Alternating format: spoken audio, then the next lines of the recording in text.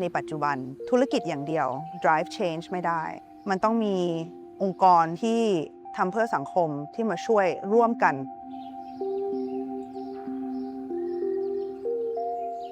ส่วนใหญ่แล้วตัวของ NGO ครับก็คือเราจะมีความเชี่ยวชาญที่แตกต่างกันเฉพาะทาง คือคนจะมองว่า NGO เด็ก NGO สิ่งแวดล้อม NGO อาหารแต่ว่าพอเราเจอปัญหาจริงๆมันเกี่ยวกันหมดพอปัญหามันหลากหลายมันแก้ยากคือมันต้องมีทีมเวิร์กมากขึ้นนะครับ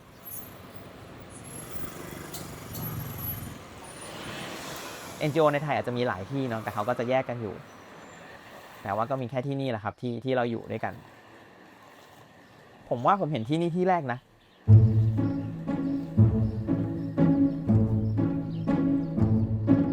Ford Community Center เป็นที่ทาง Ford Philanthropy เขาสนับสนุนให้ NGO หลาย ๆ ที่ครับมาทำงานร่วมกัน NGO ที่ผมอยู่คือ SOS ครับ SOS เราเป็นองค์กรไม่แสวงหากำไรครับเราทำเกี่ยวกับการกอบกู้อาหารส่วนเกินจากภาคธุรกิจและส่งต่อให้กับกลุ่มผู้เปราะบางในสังคมไทยเรากำลังเตรียมอุปกรณ์ครับที่จะไปกอบกู้อาหารส่วนเกินจากภาคธุรกิจต่างๆตอนนี้ก็เป็นการขนตะกร้าที่เราจะใช้ใส่อาหารส่วนเกินขึ้นรถเพื่อเตรียมตัวออกไปรับอาหารครับ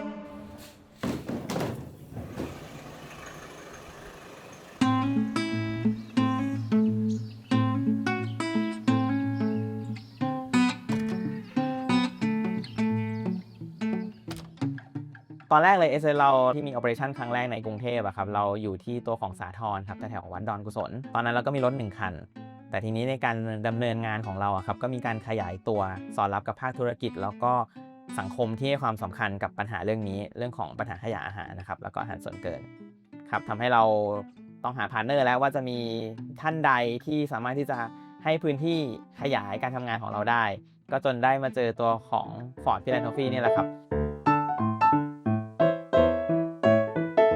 FCC ครับเรามีเพื่อนอยู่ด้วยกันทั้งหมด8องค์กรครับทาง Ford ก็ให้ NGO ทุกที่อยู่ด้วยกันโดยไม่มีค่าใช้จ่ายครับที่นี่ก็คือเราเรียกว่า Ford Community Center หรือว่าศูนย์ Ford เพื่อนชุมชนอันนี้เราตั้งมา7 ปีที่แล้วเรามองว่าถ้าเราจะแก้ปัญหามันไม่มี1องค์กรที่แก้ปัญหาได้หมด Power คือที่เราร่วมหลายองค์กรที่มาดูปัญหาแล้วแต่ละองค์กรเขามีมุมไหนหรือว่ามี strength อะไรที่เขามาช่วยแก้ปัญหาได้บรรยากาศในการทำงานร่วมกันของแต่ละองค์กรใน FCC ครับก็จะเป็นบรรยากาศที่เราเรียกว่าเหมือนเพื่อนทำงานด้วยกันนะครับเราสามารถที่จะเดินไปเคาะประตูแลกเปลี่ยนความคิดเห็นกันรวมถึงการนำเสนอโครงการใหม่ๆครับมันเกิดขึ้นได้ง่ายมากๆเลยอย่างเช่นยกตัวอย่างสติก็เวลาเขาจะไปลงพื้นที่อย่างเงี้ยครับถ้าเกิดว่าเขาออกต่างจังหวัดในพื้นที่ไกลๆเราก็จะมีการเตรียมเสบียงให้เขา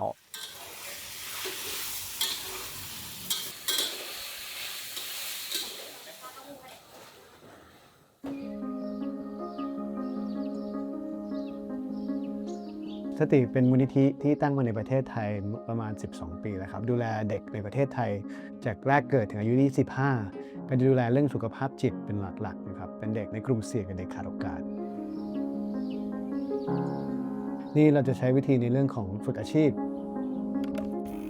ก็คือคาเฟ่จะเป็นส่วนหนึ่งที่ให้น้องๆสติแล้วก็น้องๆในองค์กรได้ฝึกอาชีพคาเฟ่ก็จะอยู่ที่ตึกข้างๆนะครับก็คืออยู่ในแคมปัสเดียวกัน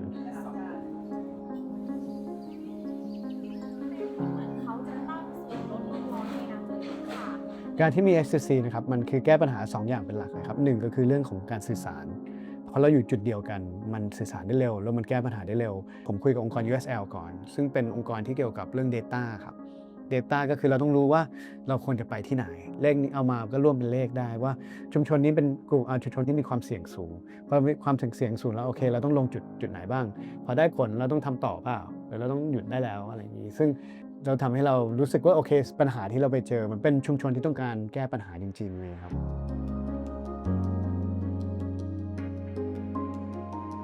สุภาวะข้างถนนเนี่ยเราเป็นวิสาหกิจเพื่อสังคมครับแบบไม่ปันผลกำไรนะครับเรามีภารกิจเรื่องการดูแลสุขภาพพี่น้องคนไร้บ้านครับแล้วก็อีกประเด็นหนึ่งคือเราพยายามจะพัฒนารูปแบบบริการใหม่ๆ ที่มันตอบสนองต่อความต้องการของพี่น้องคนไร้บ้านครับแม้ว่าเราจะเป็นน้องใหม่ NGO ที่อยู่ในนี้ก็ต้อนรับพวกเราเป็นอย่างดีเนาะพาร์ทของการทำงานเนี่ยมันก็เป็นจังหวะที่ทีมเรากำลังขยายในช่วงปีที่ผ่านมาเนี่ยเรามีโครงการที่เราเริ่มใหม่อยู่ 2-3 อันเนาะซึ่งก็เป็นจังหวะดีที่ทำให้เรามีพื้นที่ที่สามารถพูดคุยนัดแนะกันได้เนาะรวมถึงในโปรเจกต์การฝึกอบรมผู้ดูแลสุขภาพคนไร้บ้านเนาะในพื้นที่ของ Ford FCC เนี่ยก็มีพื้นที่ให้เราใช้ครับใช่เหมือนนอกจากออฟฟิศก็ยังมี facility ต่างๆ ที่เราสามารถใช้ได้อะไรเงี้ยซึ่งมันก็ช่วยอำนวยความสะดวกให้งานของเราอ่ะมันไปได้แบบสะดวกขึ้นจริงๆ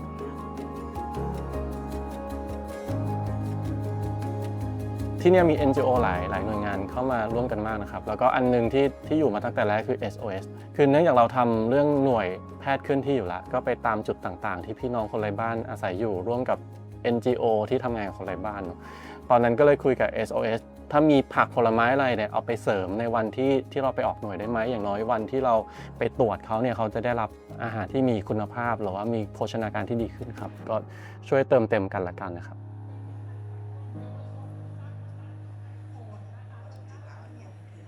ที่เราเป็นเพื่อนกันที่เราทำ ต้องบอกความจริงนะที่เข้าถึงชุมชนมันก็ไม่ได้ง่ายเราต้องสร้าง relationship เราต้องทำอะไรที่ความต้องการของชุมชนแล้วสะดวกของเขาก่อนคนในชุมชนเขาจะมาบอกว่าเราอยากเต้นเราอยากมาร้องคาราโอเกะหรือว่าเด็กเขาบอกว่าเขาอยากมีพื้นที่ที่เขาจะวิ่งเล่นเราก็เอาฟีดแบ็กพวกนี้มาเปิดตึกใหม่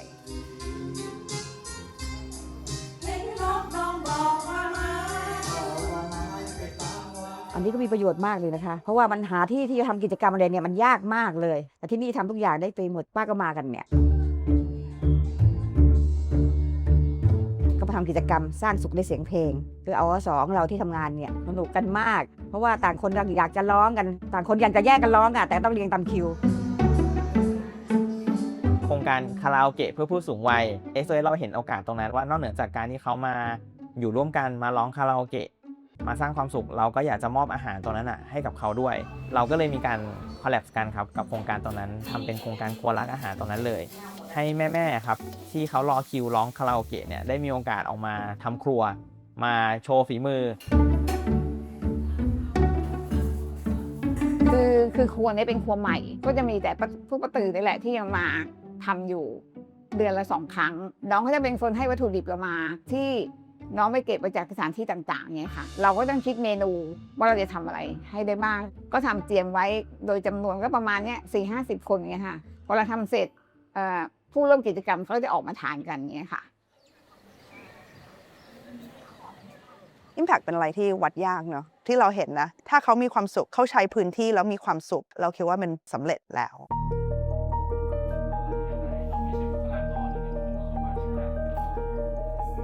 ก็ตึกใหม่ FCC เนอะที่มันเกิดขึ้นนะคะมันก็ทำให้เราเหมือนเห็นโอกาสในการทำงานมากขึ้นว่าเรามีพื้นที่ที่เราจะเชื่อมโยงกับชุมชนได้มากขึ้นแล้วพอเรารู้ว่าเรามีทรัพยากรตรงนี้ค่ะมันช่วยเปิดทางให้เราเข้าไปใช้ประโยชน์จากมันได้เหมือนเราเป็นหนึ่งในส่วนร่วมที่จะสามารถขับเคลื่อนพื้นที่นี้ไปด้วยกันได้การที่มี FCC ในชุมชนนะครับมันช่วยได้หลากหลายมากครับน้องมีปัญหาเด็กในชุมชนเข้ามาได้มันทำให้องค์กรอย่างสติที่เล็กๆที่ต้องเจอปัญหาเยอะมันเหมือนมันสร้างความมั่นใจให้เรามากขึ้นมันมีความสำคัญมากๆเลยครับเจนเชื่อในพลังของ NGO เพราะว่าคนที่ทำงานใน NGO เขารักสังคมชุมชนมันต้องร่วมมือเรามีรถที่จะมาช่วยสังคมเรามีพนักงานที่จะมาวอลเนเทียได้และเราก็มีการสนับสนุนของ Ford Philanthropy อันนี้เราคิดว่าเป็นพลังของเราที่เรามีจริงๆ